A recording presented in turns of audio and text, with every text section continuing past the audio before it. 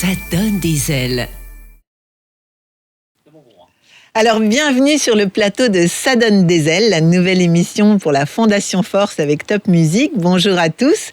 Alors, aujourd'hui, nous allons parler de 2 innovations exceptionnelles soutenues par la Fondation Force. Je reçois 2 lauréats de la Fondation qui vont se présenter et chacun, vous allez m'expliquer un petit peu ce que vous avez apporté d'exceptionnel et qui bientôt va nous servir, parce que je rappelle que l'objectif de la Fondation Force, c'est de soutenir des projets qui iront rapidement au chevet du patient, n'est-ce pas, Lila Merabet? Absolument, c'est un enjeu majeur pour la Fondation Force que de pouvoir identifier les meilleurs projets de santé publique pour qu'ils puissent demain répondre à des besoins non couverts pour les patients. Voilà, donc ça c'est génial, et en plus c'est ici en Alsace. Alors Olivier Gauthier, je commence par vous. Qu'est-ce que vous avez inventé de génial qui va nous changer la vie? Alors, chez Sunduct, on porte un dispositif disruptif pour la prise en charge de la surdité en double conduction osseuse, c'est-à-dire qu'on permet aux sourds et aux malentendants d'entendre sans passer par l'oreille, au travers de vibrations que nous envoyons sur la boîte crânienne des patients. Ah, ok, donc ça veut dire on ne se met plus rien dans l'oreille? Plus rien dans l'oreille. Ok, et pas d'intervention chirurgicale? Effectivement, pas de chirurgie, c'est non invasif. D'accord, et donc ça se présente comment? C'est un appareil qu'on va se glisser derrière l'oreille? Alors en termes de design, effectivement, on est assez proche d'appareils auditifs classiques. On vient loger derrière le lobe de l'oreille et de là par 2 petits pods au sein desquels il y a des petits vibrateurs qui envoient les vibrations. On en met un devant le conduit auditif sur l'os temporomandibulaire et un deuxième derrière le pavillon de l'oreille sur l'os mastoïdien. D'accord. Et alors en quoi c'est une révolution ? Parce que classiquement, on entend par l'oreille, c'est-à-dire en conduction aérienne. Et finalement, la principale solution qu'on trouve à l'heure actuelle sont des appareils auditifs classiques qu'on vient loger dans l'oreille et on amplifie le son. Or, si on est sourd ou malentendant, c'est bien qu'il y a quelque chose qui ne fonctionne pas finalement dans le système auditif. Et donc, amplifier du son dans ces circonstances-là, ça porte forcément des limites physiologiques un petit peu naturelles. Dans notre contexte à nous, on utilise une deuxième propriété physiologique naturelle du corps humain, qui a été documentée depuis plusieurs siècles, qui est la conduction osseuse. C'est Beethoven, non, qui faisait déjà ça ? Alors, c'est un scientifique italien qui l'a documenté il y a 500 ans, et un peu plus tard, Beethoven, effectivement, a utilisé un procédé un petit peu archaïque de conduction osseuse lorsqu'il était sourd pour continuer à composer. Il prenait une corde de son piano, il l'entourait sur un morceau de bois qu'il mettait entre les dents et en fait les vibrations du piano remontaient le long de la corde et étaient transmises naturellement justement par l'os de la mâchoire directement jusqu'à l'oreille interne, et entre sa mémoire auditive, son génie et ce procédé archaïque, ça lui permettait d'avoir suffisamment de sensations pour continuer à composer. Ah, c'est génial. Et alors, qu'est-ce que ça va apporter comme confort, ou bien est-ce que ça va permettre aux sourds ou aux malentendants d'entendre mieux votre dispositif ? Alors, on va pouvoir intervenir sur tout le champ audiologique pour des patients notamment qui, à l'heure actuelle, étaient éligibles à des solutions invasives, mais qui ne pouvaient pas peut-être les supporter en termes de conditions de santé, ou qui ne souhaitent pas être opérés pour des raisons diverses et variées. On va pouvoir également prendre en charge certaines pathologies qui n'avaient aucune solution à l'heure actuelle, qu'elles soient invasives ou non. Et enfin, la grande partie des patients qui sont concernés finalement par le vieillissement cellulaire et qu'on va pouvoir prendre en charge du coup avec notre technologie à nous, ce qui est révolutionnaire puisque jusqu'à aujourd'hui on disait que la conduction osseuse ne fonctionnait pas sur le vieillissement cellulaire. D'accord. Et alors ça veut dire que c'est un peu comme les yeux, c'est-à-dire que quand on vieillit, c'est irrévocable, on entendra moins. Alors, c'est à peu près ça. Quand on voit mal, on parle de presbytie, ouais. Et quand on entend mal, on parle de presbyacousie. D'accord. C'est le même système. Et donc, avec votre système, on pourra porter ces appareils. J'imagine oui. Que c'est très discret.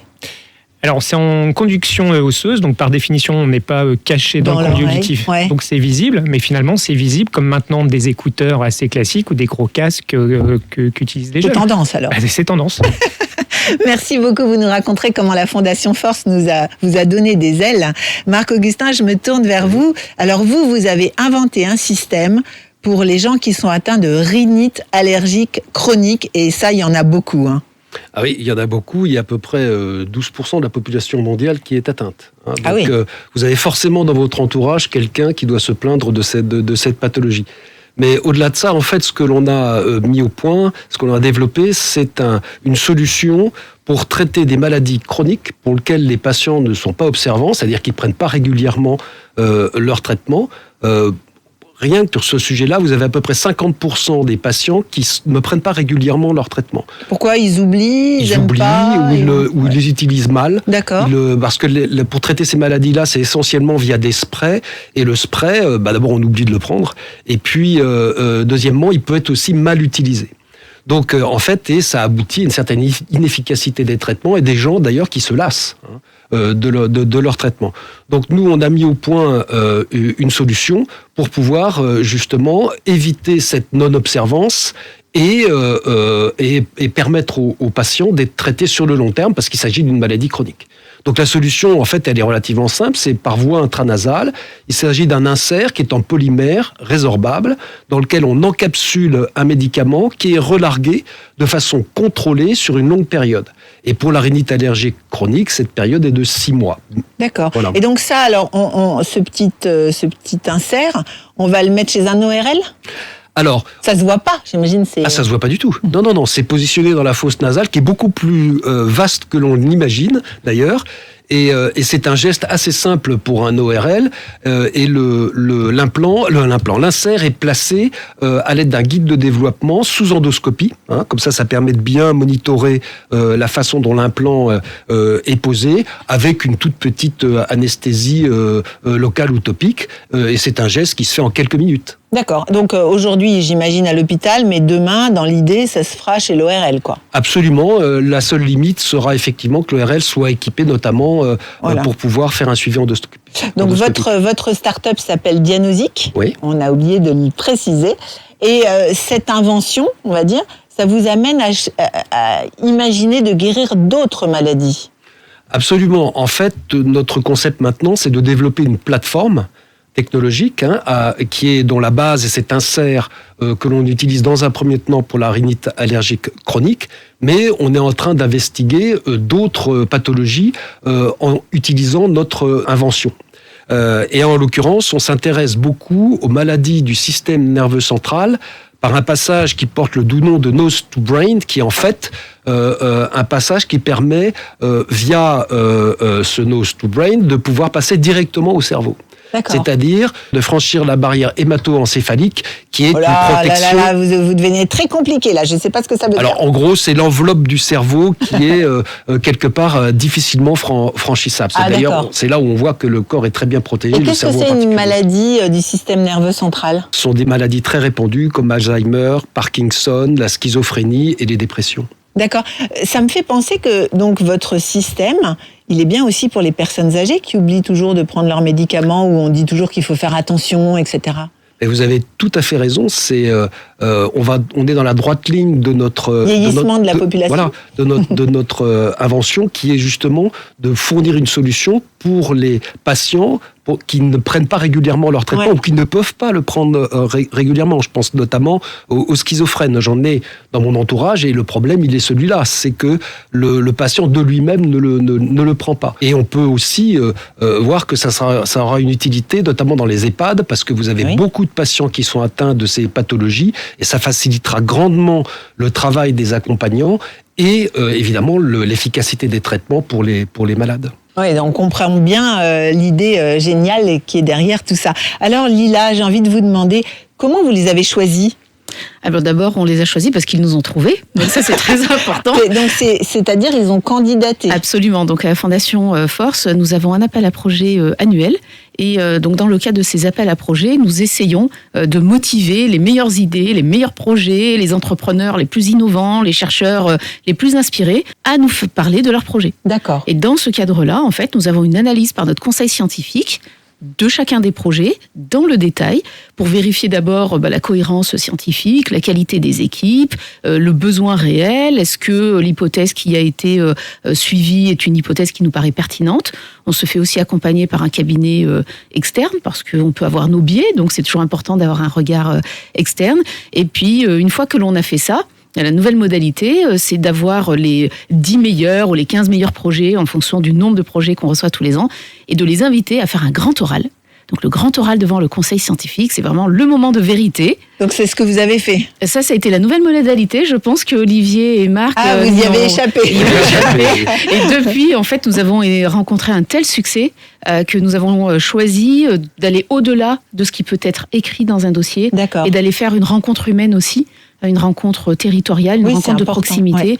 Et donc, aujourd'hui, les projets viennent devant le conseil scientifique, non pas défendre, mais faire une rencontre et venir nous expliquer, de toute façon convaincre, parce qu'il y a beaucoup de questions du conseil scientifique, donc il faut être extrêmement bien préparé et bien maîtriser son projet. Donc c'est comme ça que l'on choisit aujourd'hui nos projets, et ce que l'on peut dire, c'est qu'on a à peu près un taux de réussite de 25%, ce qui peut paraître peu, mais ce qui est beaucoup par rapport à d'autres grands programmes nationaux ou européens, et c'est quelque chose qui nous tient à cœur, que de donner un message positif au territoire, qui est dire venez nous voir, essayez, mais on aimerait beaucoup vous soutenir, et essayons d'avoir ce dialogue qui arrivera à nous convaincre.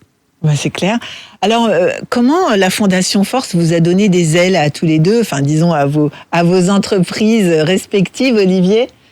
De façon multiple. En ce qui nous concerne, c'est d'abord un soutien financier extrêmement conséquent, qui dans notre cas d'espèce nous a permis notamment d'étoffer l'équipe avec des chercheurs, des ingénieurs, de porter les différentes phases de développement de la société. Parce que ce qu'il faut comprendre, c'est que dans des projets deep tech, de sciences profondes importants, c'est extrêmement intense en termes de besoins de financement, et ça nous permet un tel soutien de pouvoir avancer plus confortablement.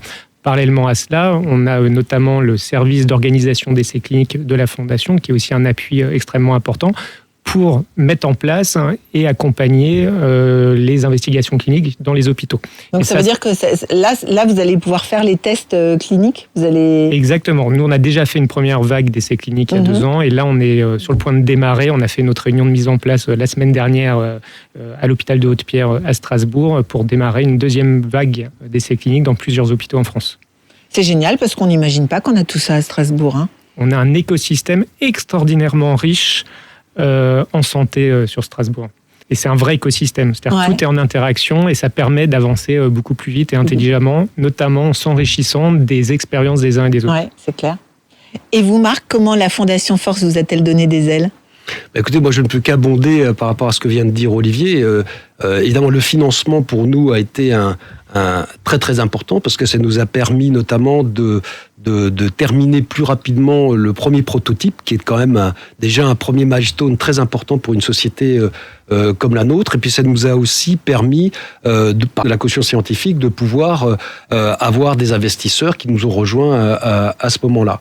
Et puis de la même manière qu'Olivier, la Fondation Force est aussi présente dans l'essai clinique que l'on va commencer là dans 1 mois, puisqu'ils vont nous accompagner dans le déroulement de cet essai clinique. Alors ce qui est formidable, c'est que vous n'êtes pas médecins tous les deux. Mais on pourrait croire que vous êtes médecin, à force. N'allons pas jusque-là. Disons qu'on maîtrise heureusement quand même le secteur dans lequel on se déploie. Mais par contre, inversement, on s'est entouré de cliniciens, de médecins, de praticiens de santé, justement pour nous accompagner sur la dimension médicale et scientifique. Mais ça souligne que la Fondation Force ne supporte pas que des médecins. C'est que des projets de santé, mais qui peuvent être portés par des entreprises, des financiers... Absolument. Des ingénieurs, etc. Absolument. Ce qui nous intéresse avant tout, c'est de soutenir toutes celles et ceux qui ont des idées qui peuvent aller vers les patients. C'est ça l'enjeu pour nous majeur. Et ce qui nous importe aussi, c'est de démontrer que seule la diversité, en réalité, est créatrice de connaissances, de richesses, de nouvelles idées. Donc les médecins sont aussi très accaparés, ils sont très occupés, les chercheurs aussi. On a besoin de venir remettre aujourd'hui cette force, cette vivacité créatrice qu'ont les entrepreneurs. Oui, c'est ça. Donc nous, on croit beaucoup dans cette mixité-là, dans cette hybridation-là des idées entre des scientifiques, des investisseurs, des chercheurs et des patients qui sont au cœur de tout. Et ça, vraiment, c'est quelque chose qui compte pour nous. C'est pour ça que tout à l'heure, je vous dis, on regarde la qualité des équipes. Et la qualité des équipes, elle doit être diverse. Et c'est là, en notre sens, que repose demain, sans doute, le succès des solutions qui doivent arriver au plus vite vers les patients. Vers les patients. Alors, il faut rappeler que ce financement que vous avez reçu, il est issu de dons que l'on peut faire à la Fondation. La Fondation est reconnue d'utilité publique, c'est important, parce que ça souligne le sérieux de cette Fondation. Et 100% des dons sont affectés à des projets comme les vôtres. C'est bien ça, Lila ? Alors, il y a beaucoup de singularités à la Fondation Force, mais celle-ci est vraiment tout à fait, j'allais dire, majeure pour nous, puisque tous les dons perçus par la Fondation Force vont et retournent en fait vers des projets, vers des solutions pour les patients. Pour une raison assez simple, c'est que nous avons reçu une dotation de notre fondateur, Robert Laure, qui nous permet aujourd'hui, et nous sommes une toute petite équipe, de pouvoir, j'allais dire, consacrer l'essentiel au projet. C'est vraiment ce qui est de plus important. Donc une fondation reconnue d'utilité publique, donc c'est-à-dire que nous sommes sous le contrôle de l'État, il faut dire les choses telles qu'elles sont, tous les ans, avec des exigences toujours plus importantes, mais c'est normal, parce que nous devons j'allais dire, veiller à cette responsabilité et continuer à nourrir cette confiance de nos donateurs. Et c'est le socle même de la philanthropie, parce que finalement, la Fondation Force, elle n'a pas d'autre capital que sa marque et la confiance qu'inspire le conseil scientifique. Donc moi, je dois être très vigilante, parce que j'ai un conseil scientifique de renom, avec un prix Nobel. J'ai un président qui est un personnage public aussi. Donc il faut faire très attention à nos décisions. Et en même temps, de démontrer que la précaution, le sérieux, la rigueur, n'empêche pas la créativité et de donner des ailes. C'est clair. Eh ben, merci beaucoup. Donc, je rappelle qu'on peut faire des dons sur votre site qui s'appelle fondation-force.fr. Merci beaucoup. Merci. Merci à vous.